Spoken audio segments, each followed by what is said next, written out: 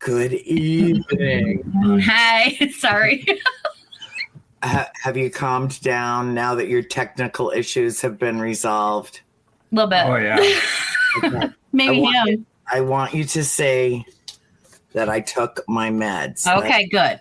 Took my meds. I'm my 10 o'clock meds, which means by 11 o'clock, I'm going to be down for the count. But hey, I've got a good hour in me before they hit.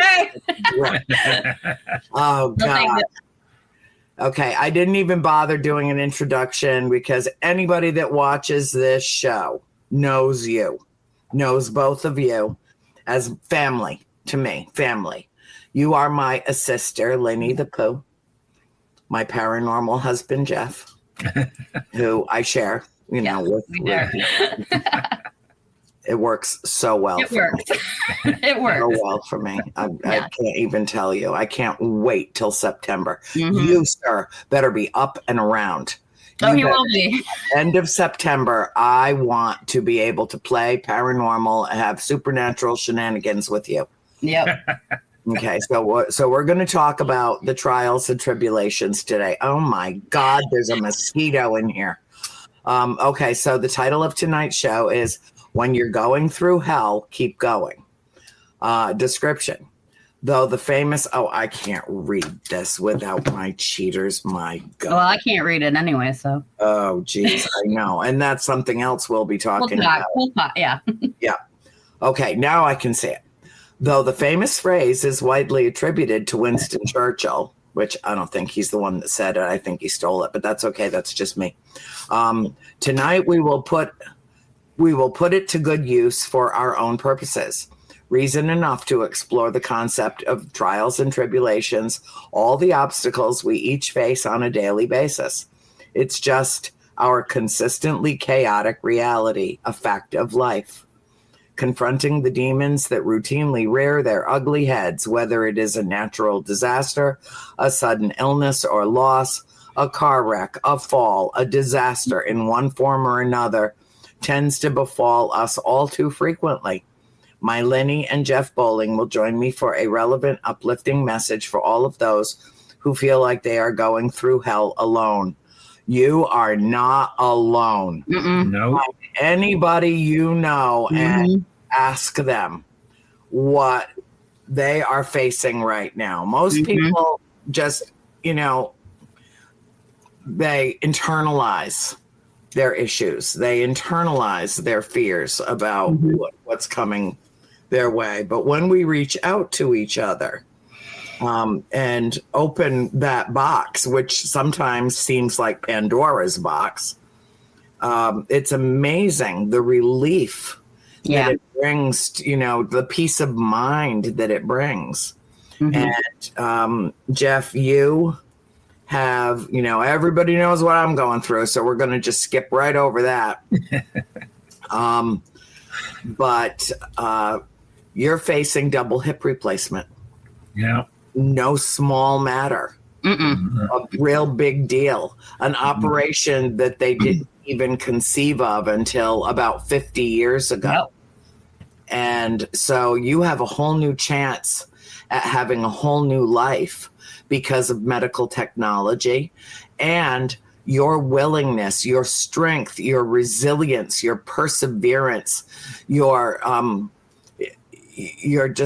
courage to go through something that difficult. And I know what it is because my mom fell and broke her hip years and years ago in 2012. And we were all out. The whole rest of the family was out on the set of The Conjuring when they were filming the movie. And we got a phone call that mom had fallen and broken her hip and had to just pack up and drive back from Wilmington, North Carolina on the set. And got into the hospital en masse. All 5 of her children were there, and I saw what she went through, and stayed and helped in her recovery. So I understand what you're facing. Yeah. I also know that you are perfectly capable of not only facing it, but coming out pure and perfect and whole on the other side of this and free of pain. Mm-hmm. Yeah. So I celebrate the fact that you weren't willing to just live with the pain, that you just got to the point where this is something that has to be done. So the floor is yours, darling, and then we'll move to Lynny, but the floor is yours because I want you, to the extent that you wish, to share your experience. Yeah, well, my experience, with the hips, I have been working with the doctors for over 5 years on this now. And I finally just couldn't take it anymore. And the one doctor told me that he only does the shots and didn't do surgery. So we talked to the primary doctors and we got a new doctor and we're moving right along. And definitely was something heavy on my mind about going in for this surgery. It's been, not easy for me to, to handle, I guess, but I am getting through it good. And it's remarkable. It's remarkable what's happened and how the pain's gone in the left hip. Mm-hmm. The only pain I have now is I have some muscle pain and some other things, that are all surgery related pain. It's not the hip pain anymore. Right. But we have the right hip who's screaming and yelling now and waiting for its turn. Yeah, my turn. Pick me. Yeah. Yeah, Maisie's in the background growling at us. Yeah, she's unhappy because she can't be with Annie. She can be with us. Bring her on up. There we go. All right. I don't know where Maisie, this is my baby girl. Yeah. Never forget. Always remember and never forget, Lynny. I held her first. I know. We know. Yeah. So had my pre-surgery visit this morning with the doctor for the second hip. And he's pretty up for it. And he says, we're going to take care of it. He says, but just always remember that things might not be the same as the other one. Yeah. He says things could go where it may hurt more afterwards. It may not hurt more afterwards. It could just go like nothing. And he says, but, they're never the same, he said to me today. And says, just kind of remember that. And it's been hard getting around for, I don't know, the first 2 weeks, 3 weeks getting around with a walker. Yeah. Because I really couldn't move much. But over the weeks, it's gotten different, and I've transferred from a walker to a cane. And lately, I've been catching myself walking around the house and stuff without He's the like, cane. where's my cane? And then I have to take and find the cane. It's because I've left it somewhere. But isn't that a good sign, though? Mm-hmm. Yeah. Isn't that a good sign? But, I was very touched personally, Jeff, when Lynny let me know that you had some trepidation about having this surgery. And because of the experiences that you have had, paranormal experiences, near-death experiences, you come from an entirely different perspective.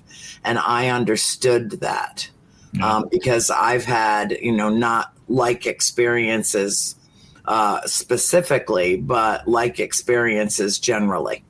And so one night we had a conversation, and I hope that it eased your mind and that it made your transition into this process a little bit easier to be able to speak so openly about what you were feeling. I think that people all too often, as I said earlier, internalize. We don't want to ever be perceived as weak. Nope. And especially men, you guys have a real issue. Because we're stubborn about that. Yeah, I'm just saying, not for nothing, but and Bill, I know you're listening. And I've had that since I've been healing here 2 times where I've got up and did things when you're being told you can't or shouldn't, and then you take and you get up and do it anyways because you're so stubborn about it. But Yeah. And then you're in pain after. yeah, So, yeah. Yeah. I've been walking. I've been starting to walk. I started with the quarter of the block here in front of our house. Mhm. Started walking around and stuff like that, and then I kind of graduated to the quarter-mile block around the corner here, Mhm. and started walking around. But then when I get home, then I've got the muscle pain from the incision site and some of the muscles around the hip and things that are just surgery related stuff. But the right hip says, hey, I still hurt. I'm not fixed hurt, yet. I'm hurt and I'm screaming at you because you did what you did. But the thing is, it's not a problem. But the thing is I've got to get that left hip strong. Yeah. So that I can move when the right hip's weak. So, yes. How are you feeling about going now that you've done the surgery and you had concern? Maybe say what some of your concerns were going into surgery. Well, I was just, as Andrea, as you stated, I had the feelings of things that with the near-death experiences and the things that have happened in my life, I was worried, and so that's what the big part of it was in that, and now that I've been through all the pre-surgery stuff and all that thing, and the group that did the actual work that day, the people in surgery prep and the anesthesiologist and all the other doctors and nurses and everything, I had such a good day with them. Yeah. It just because they were upbeat and, I could joke with them and they joke back with you, and it just, made me feel really good. Yeah. And it just, all the things that they do. I mean, they make you do a lot of things for yourself now when you're prepping for surgery. Yep. But that was all right. I joked at them about it. I told them, hey, what are you guys doing today? What am I paying you for today?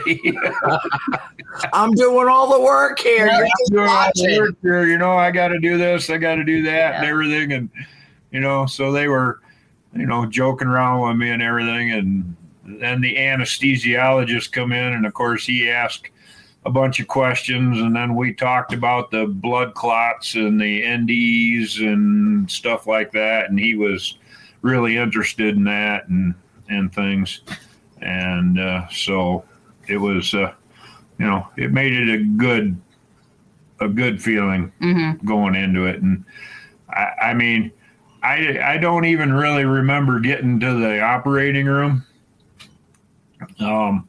They gave me a shot before we left the pre-op area. And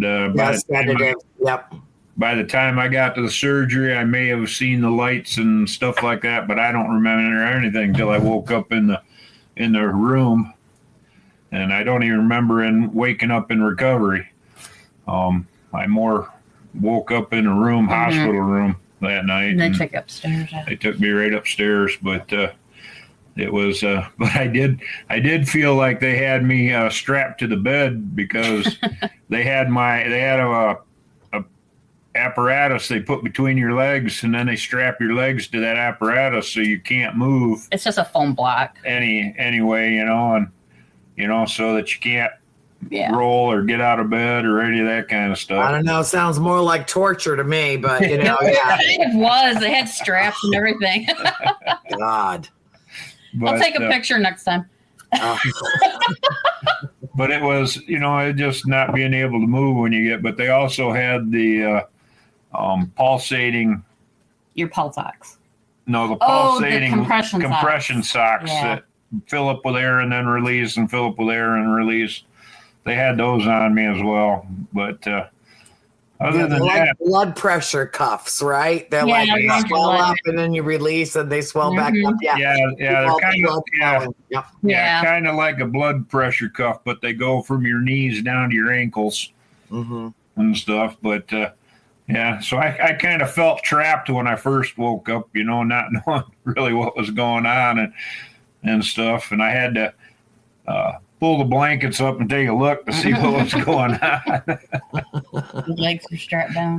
But I mean, other than that, I got it and stuff. And then as the next morning, I mean, the physical therapists were there bright and early the next morning, and we got out of the bed and had to move around the room and do some things. And then they took me to physical therapy, and it was on the other end of the ward from where I was at, and I had to walk all the way to the other end. And that was I didn't know they made you walk. So it was, That's a long way. it was okay. I mean, with the walker and everything, I got okay and didn't really have a bunch of trouble. They actually made me do some stairs while I was there. And then they have what they call a car, and it looks like a car almost. And you have to figure out how to get in and out of the car after the surgery and stuff. And you need to be able to do all that before they let you go home. Mm-hmm. And then after I got all done with that, we went back to the room and, got ready to come home. Mm-hmm. And that's how quick it was. And there's a whole bunch of things that we have to watch for to not do once you're home. Yes. And you got to make sure you don't bend your hips on that side of your body over 90 degrees. You can't go to 45 degrees because the muscles are still loose, and they don't want the joint to dislocate and all this kind of stuff. They got to let the muscles, tighten up and everything. And, but it really was a positive experience, after worrying about it. And I thank you for talking to me, because it really did help. Oh, I'm so glad. And I just, I feel so much better now, especially with the left side and the right side screaming at me yet, but it's for 2 more weeks. Yep. You're going to have a whole new life, Jack. I know. A whole new life. Yeah. You will reclaim your life and your youthfulness. And frankly, when I saw you in April, I said to Lynny, I've never seen that man look so good.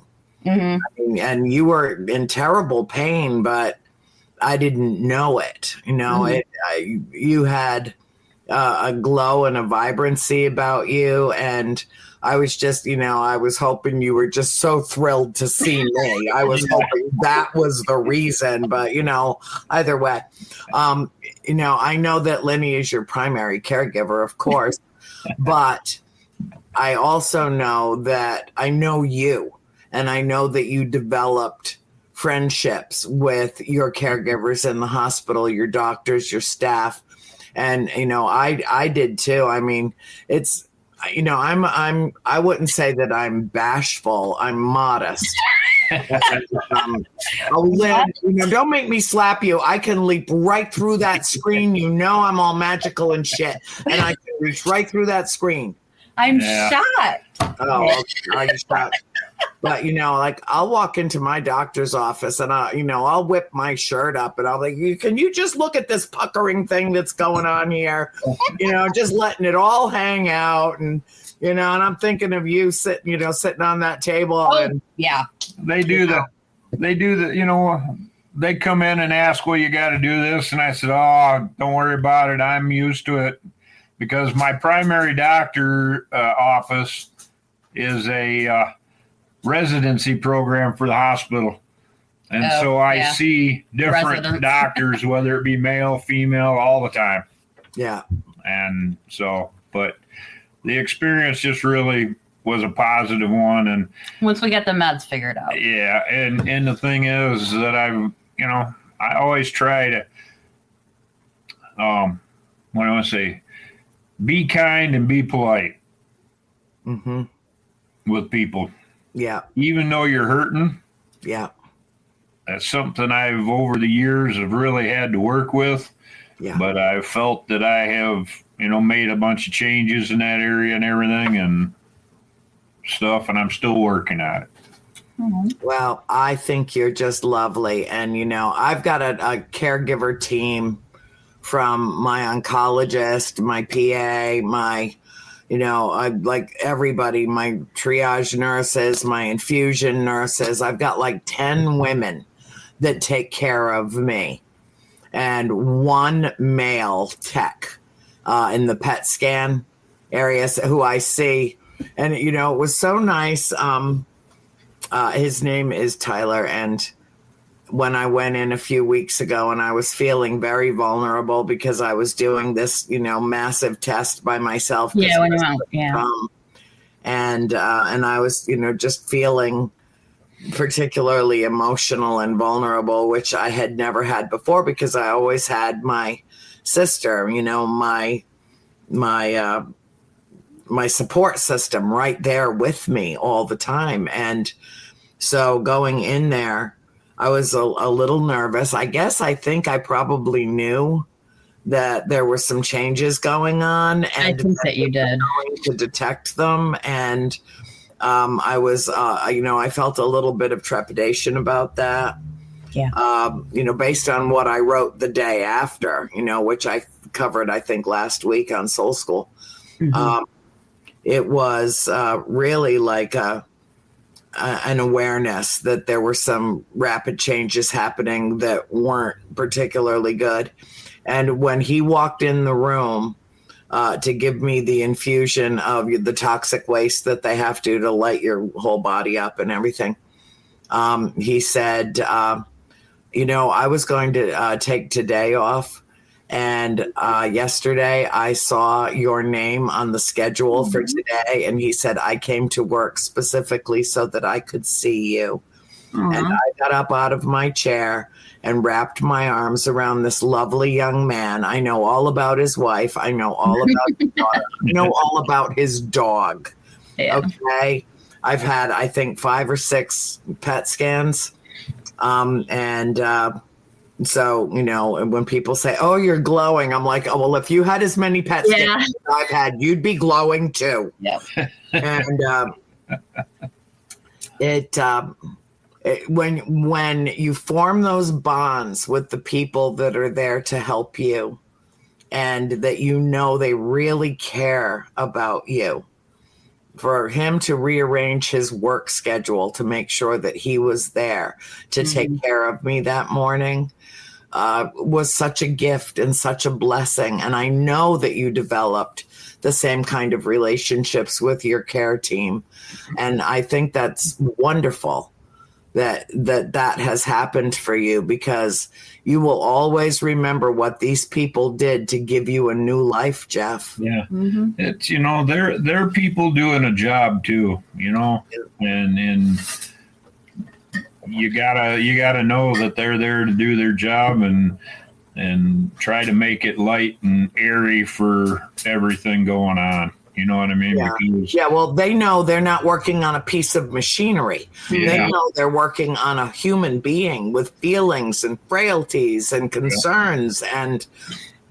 And for them to be sensitive to that, the way that your team has been and my team has been, I think that I've always said, teachers are a wonderful part of our society, what they give of themselves, but our medical caregivers are equally special, people that give of themselves and have a calling to do what they do. No. Yep, it's important. And now we need to get little Miss Lynny to take care of an issue of her own, my bright-eyed, bushy-tailed sister. It's just a surprise how fast it's come on. Yeah. Okay, well, nobody knows because I haven't said anything. Well, I sort of just did. So. But I mean explanation-wise. Well, Candace knows. But, I have cataracts. Right at the same time of the surgery, I noticed I was having a lot of issues with my left eye, and it was, and then I've totally lost the vision in my left eye now. So I have cataracts in both eyes. There's 3 types of cataracts. My left eye has all 3 types, and one of which is like a fast growing type, which is why I can still see through my right eye. Yeah. So yeah, next Tuesday I go for an evaluation, and we'll slip in a cataract surgery around Jeff's other hip. So just one more thing. I mean, I know it's not like life-threatening or anything like that, but you know, I have an autoimmune disease. Anytime you mess with my body, anything could go wrong. And so I it always makes me hesitant. Yeah. Okay. You're Amazing. gonna come through this with flying colors. See, I was worried this was going to happen. Hold on. I'm so sorry. What did she do? She unplugged everything. Yeah, she's trying to sneak in between us here, and she She unplugged the lamp. unplugged the lamp. She's like, Maisie, it's Auntie Annie here, honey. right there. You need to behave now. You be a good girl. And Mom will take good care of you. Oh, so sweet, baby. Mm-hmm. I don't know where my peanut is. Peanut Buttercup, where are you? Right there. Oh, I'm sorry. Peanut Buttercup is she underneath. She's asleep underneath the blankets. Mm-hmm. It's That's like late. 150 degrees here, and she's Yeah. up underneath the blankets. Maisie does that too. Oh, God, these little ones, you know, they're so precious, but oh, my God. No, she's, she used to be a really good co-host. Remember back in the day? I do. Yeah, she used to be. And now I she, would hold her in my arms. I would get the sweet kisses. She would go for the lip lard. And now she's like, oh, God. Mom, she doesn't even want to be bothered. I'm just going to go take a nap and She doesn't want to be bothered. then get a full body rub and go out for a little run around before sleepy time. But all right, Maisie, I'm sorry, honey. You're not going to get to see Peanut Buttercup. She's indisposed tonight. Oh, that's okay. We got the family dog here. She's we kind of share her. She'd rather see humans than dogs anyway. I don't know how we ever. I understand why dogs were domesticated from wolves. Oh yeah. Because, how could human beings even get through this life? And I remember Max and how close Max was with Jeff and his companion. I mean, went everywhere, did everything with him. And now you've got your little Maisie, and I don't know. That's about, other than Peanut Buttercup and little Sam I am over here, or he is either. We got some good dogs. Lucky dogs. Very, very, very lucky dogs. Yep. So, Lynny, I would like you to wear the pirate eye patch. Yeah, the pink one. Yeah, the pink one, the pink pirate eye patch. Next time you see me, I'll have that on. So the subject of A World Awakening tonight is, again, if you're going through hell, keep going. And it's about perseverance. It's about having the courage to just walk on, to make every day important, to make every day part of your healing. Right. And I know, Lynny, that you're afraid that you're going to have an issue when Jeff needs you most. I know that.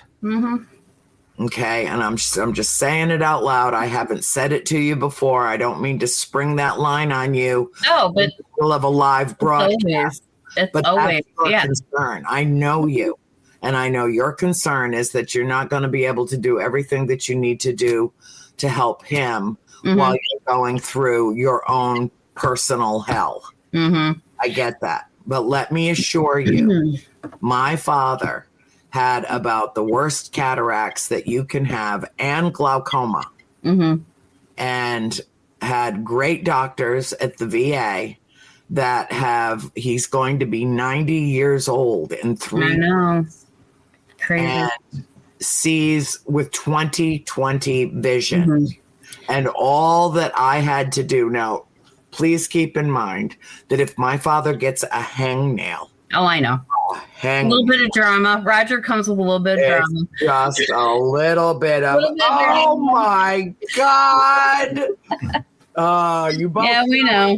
well, it's an oh my God moment. And so when he came back from having his cataract surgery, and I took him for both eyes, 2 different trips. Mm-hmm. And, it would be time. And I was so good. I was like, Dad, it's time for you to take your meds now. You have to take your eye drops. And, he's like the worst patient of all time. I mean, just so bad. And he would lay on the sofa and throw his head back and hold his eye open like he had no musculature to do that without using his fingers, so that I could put his eye drop in for him. And when that single drop hit his eye, he would do, like it hurt or something, Oh, Which it didn't. It was. Yeah, I know. No, I can see it. That was it. And after about 2 weeks of that, I'm like, oh, come on, old man, put your own freaking eye drops in. Yeah, you know how really. to do it. Oh God. It's not, it's, I guess I should just say, I'm not scared of like the surgery. I do have a thing about the eye, like you and I talked about, where I can't watch anything to do with anybody's eyes. I know. In a movie, nothing. Yeah, I know. That's like me with the dentist. It's like, yeah. Well, I have it with the dentist. Just yeah. honest to God. Then so go to there's, my dentist. Yeah, there's that, but that's not the thing. It's that it's one more thing. Mm-hmm. In the last year, I have lost my father. Mm-hmm. I know. 6 months later, I lost my bonus child. And then a month ago, I lost somebody extremely important to me. And then like a week later, oh, well, and by the way, you've got to have, at first, it was a little bit scary at first because it happened so fast that, we were a little concerned. Same with this, with the turnaround with this. It's like, you have a re-emerging aggressive form of cancer. Excuse me.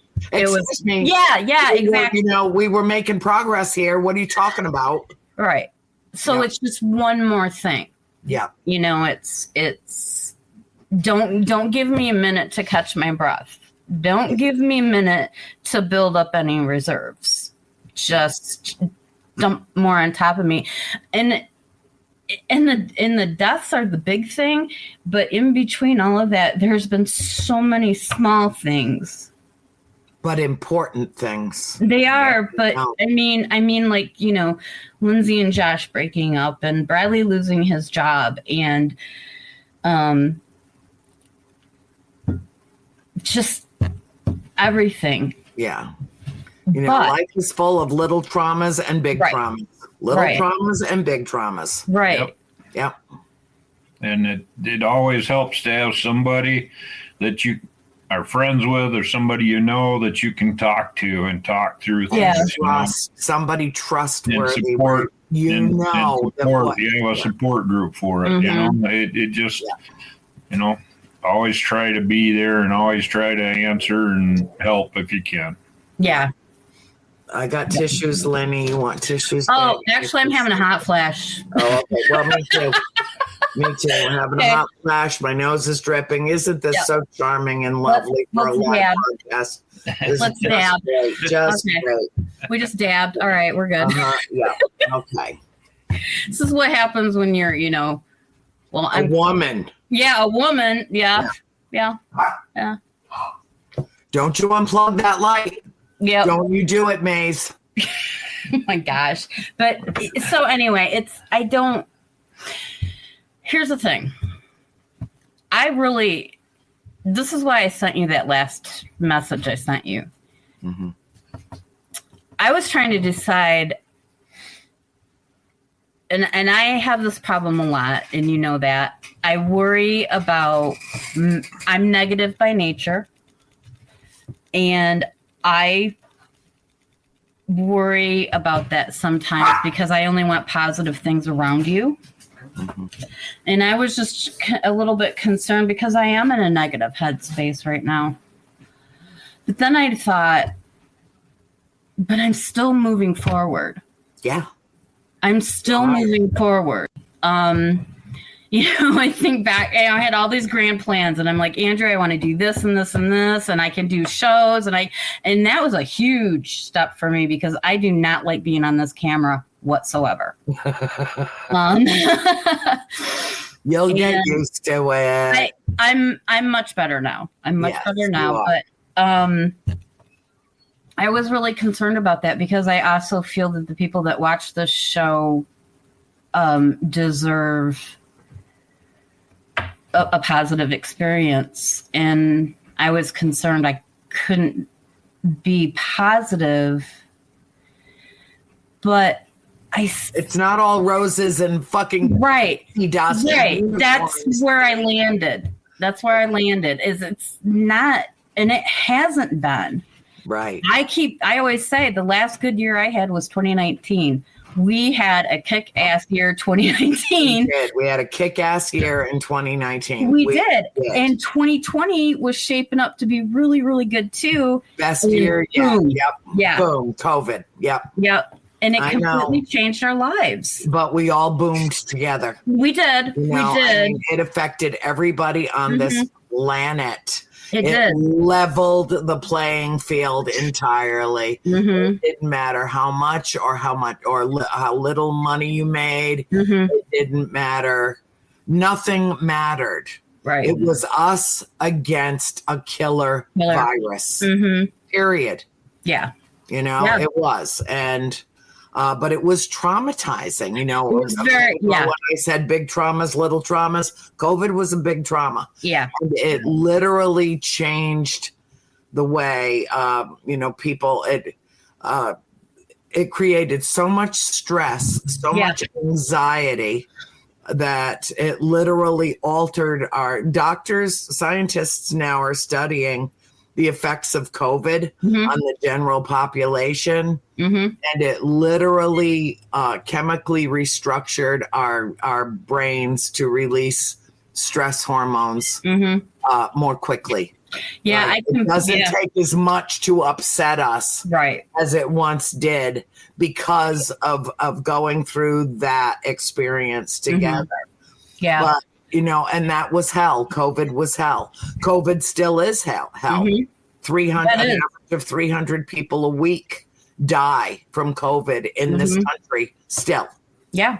You never see it in the news. There's a lot of other stuff in the news and you just don't, I guess they think if you pretend it doesn't exist, that it will go away. It's never going away. It's never going away and people just quit talking about it. They'll continue to guard against it and be careful. And you and I both have compromised immune systems, me for an entirely different reason. Mm-hmm. So we have to be careful when we go to these events and, where everybody's in your face and everybody's in your arms and you're sharing space, you're sharing air, you're sharing germs, you're sharing for better, for worse. Mm-hmm. But the con crud. Yeah, exactly. Yep. Remember in 2019 or 2021, I think. We were leaving UFO Con because we didn't have it in 2020 because of COVID. Right. And the new, as we were all leaving that morning and I was getting, all tucked into the back of the truck with you guys. And I kept hearing everybody said, be safe, don't die. Yeah. They weren't talking about don't die on the highway. They were saying don't get die. COVID. Yeah. Yeah. And then when I did get COVID, it was up at the stew. But not the first year. The second year I went. It was so crazy. That was the first time both of us had COVID. I think it's the only time we've had COVID was the Sioux in 22. Actually, 22. Yeah. Well, here's the news flash. Yeah. There will always be another virus. Yeah. There will always be another natural disaster. Mhm. There will always be another death in the family or amongst our friends.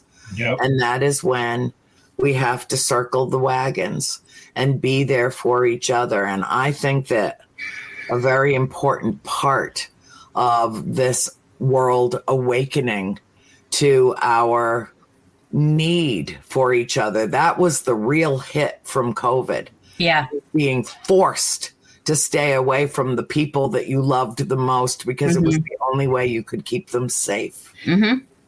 And understanding that we need what we have with each other.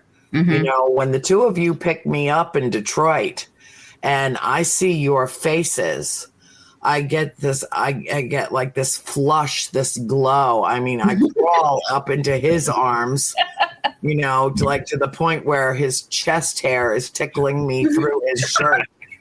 I can't get close enough. And then you grab me and start bouncing around like Tigger. Yeah, you know, and I'm like, oh, my back. She's hurting me, Jeff. Peel her off of me. And so that is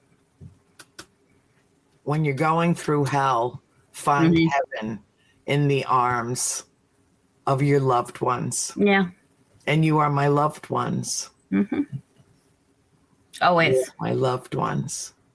And you're going to do just, if I have to, I swear to God, if I have to get on a plane and come up there and put eye drops in your eye for you. Oh, I'm going to be fine. Okay. I'm so sick of this thing already. Okay. Now, you know what that's called? A positive affirmation. Yeah. Yep. Yeah. Thank you. If when I go in on Tuesday for the evaluation, if they were to say to me, "Oh, we can do it today," I'd be like, "Let's go." Let's go. Because I have a new appreciation for my eyesight. A new appreciation for sure. I get it. I know. Well, the chemo messes with my eyes. You know, particularly my left eye.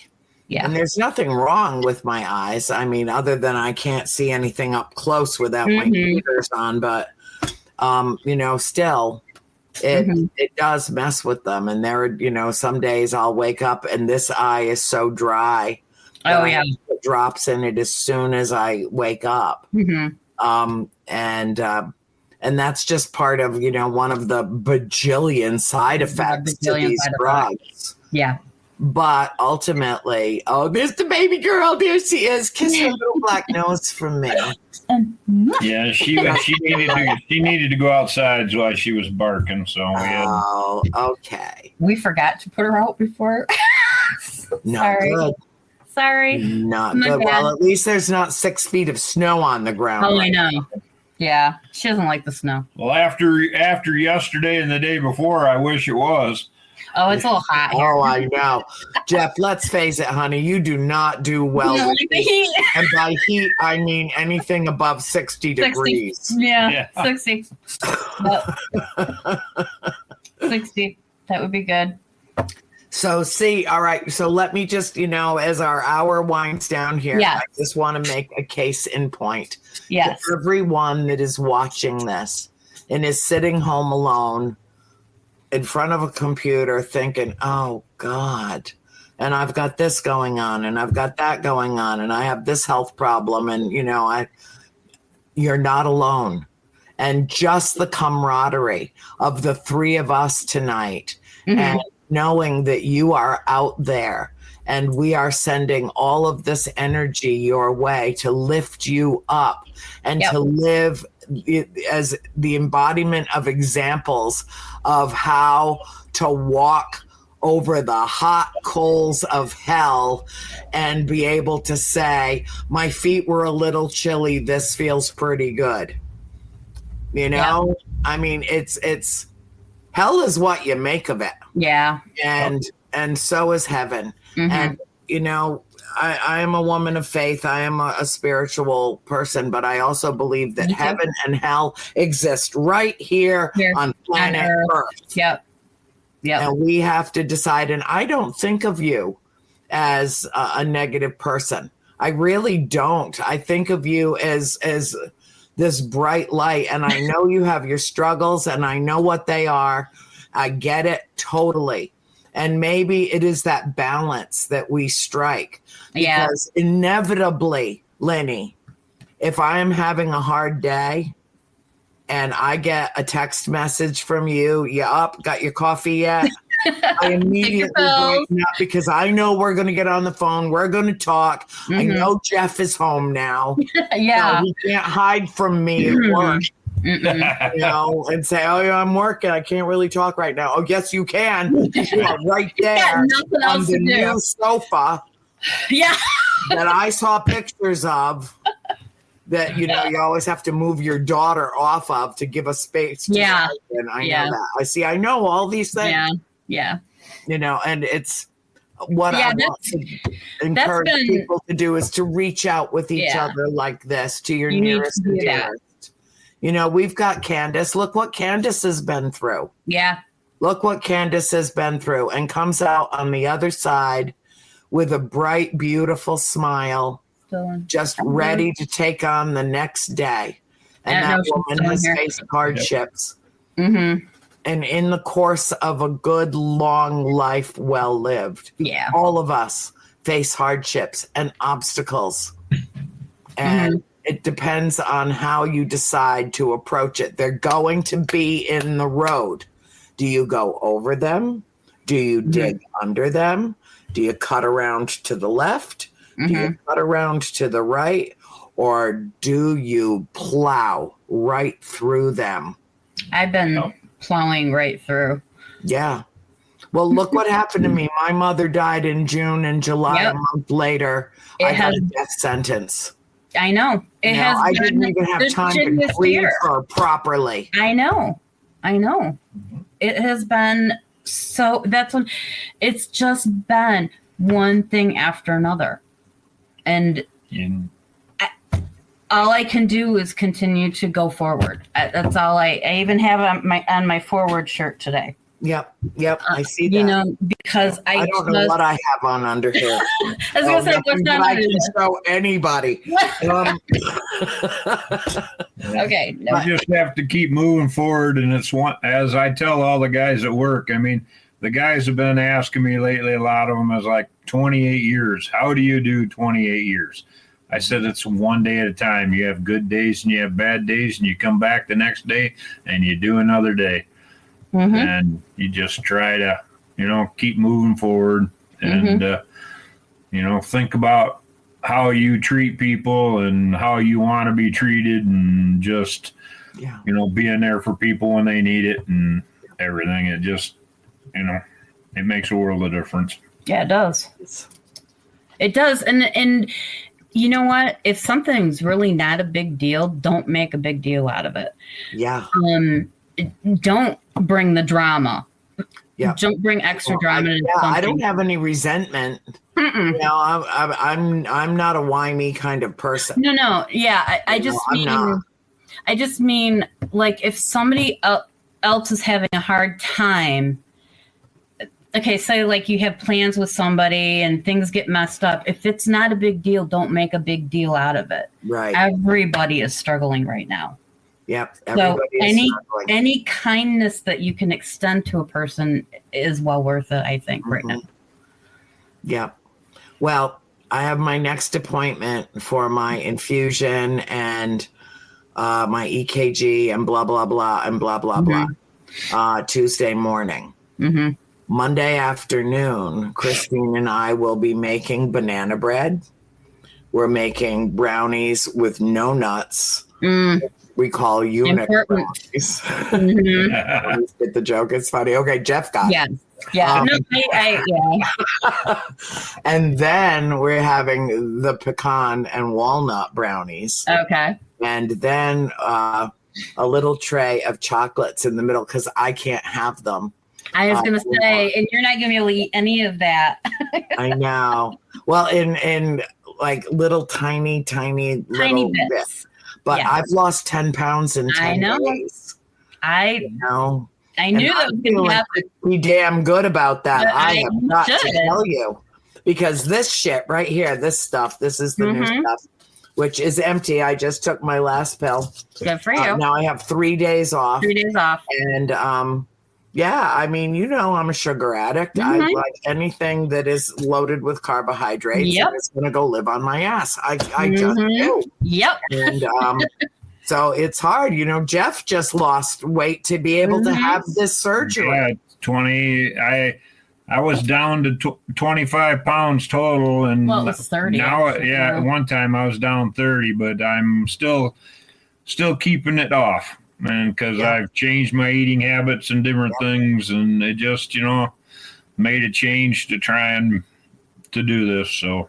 Yeah, and they did with me too, because this particular drug has a tendency to elevate blood sugar. Right. And if your blood sugar stays too high, it can be bad. Yeah. You can go into a coma, you can die. Yeah.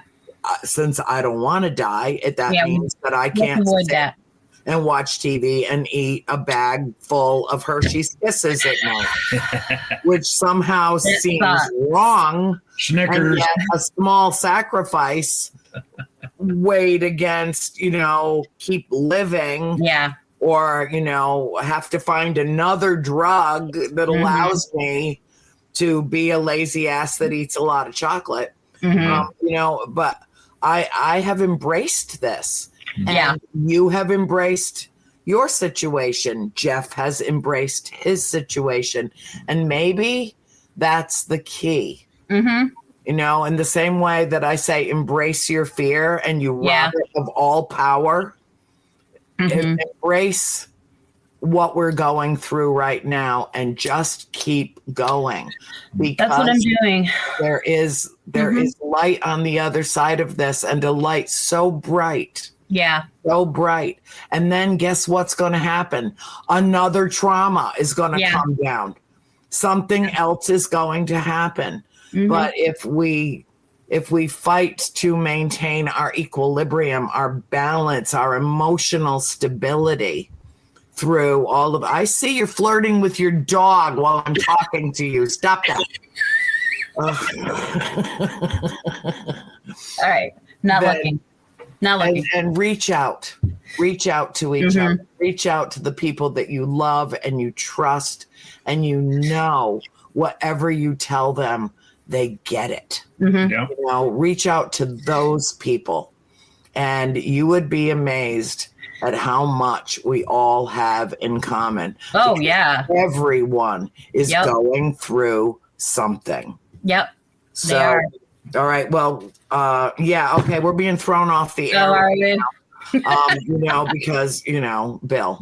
It always helps to stay calm and try and keep the drama away. Yes, it does. If you let the drama envelop you and not stay calm through it, it just makes it worse. It does. And it doesn't have to be that way. We get to decide how we are going to react to any given situation. We make a choice. Yep. And so that's why I wanted the two of you on A World Awakening tonight, because we all have this in common. All of us have this in common. It's called being alive. Being human. Yep, being human. And I want those out there that perhaps might be suffering in silence to know it doesn't have to go that way. And so I thank both of you with all my heart. I couldn't possibly love you more. And yet tomorrow morning when I wake up, I will love both of you just a little bit more. I truly will. We love you as well. Have a wonderful, wonderful night. And to those who are with us this evening as we sign off, we will just remind you always to lead with love in all things. Lead with love. Be kind, and always be that beacon of hope for those who need help, who are lost, who need to follow a light. always be the light you seek. I love you all. Have a wonderful night. Lynny, I'll call you in a minute. Okay. Okay. Bye. Yeah. Bye.